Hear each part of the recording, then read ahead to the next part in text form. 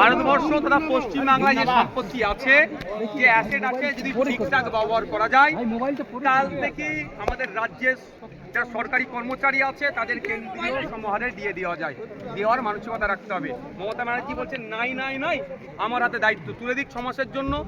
যদি আমি ব্যবস্থা না করতে পারি, অর্থনৈতিক চাকা যদি না ঘোরাতে পারি, আমি পশ্চিমবাংলার রাজনীতি থেকে আমি নিজেকে গুটিয়ে নেব, আমি অবসর গ্রহণ করব।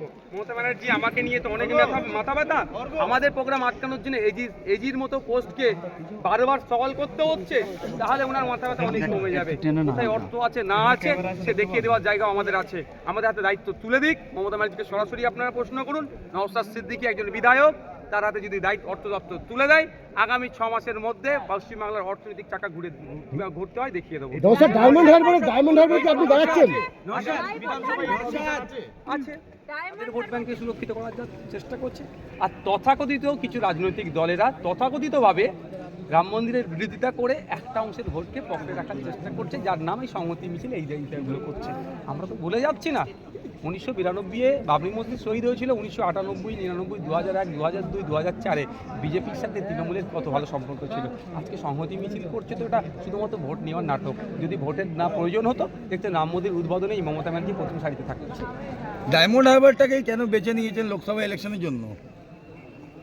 ডায়মন্ড হারবার মডেল দেখিয়ে সারা ভারতবর্ষকে দেখায়, তো আসল ডায়মন্ড হারবার মডেলটা কি আছে যে মানুষ সেটাকে দেখাতে হবে। তো জীবনে মমতা ব্যানার্জি পাকসাগাস মাঠে কোনো ধরনের যে কোনো দিবস মানাননি, আর নিজে আসেননি। আজ কালকে উনি আসতে চলেছেন আর সংহতি দিবসের নামে, যেখানে লাস্ট টাইম 6 ডিসেম্বরে উনি সংহতি দিবস করেছিলেন, যেখানে বাবরি মসজিদে একটা ছবি ছিল না। এই বিষয়ে কি প্রতিক্রিয়া দেবেন? বিকজ অফ ভোট, একটাই কারণ ভাই, ভোটের জন্য। তবে মনে আমরা ভুলে যাচ্ছি না, সিএএ নিয়ে যখন প্রোটেস্ট হচ্ছিল আমাদের রাজ্যে, কত মুসলিম সমাজের ছেলে মেয়েদের নামে মিথ্যা কেস দিয়েছে, যে কেস এখনও চলছে। সেই মমতা ব্যানার্জি আমার নাকি সংহতি মিছিল করছে। ভোট বড়ই বালা, মানে জানেন তো আপনারা, ভোটের জন্য এটা সব করতে প্রস্তুত আছে।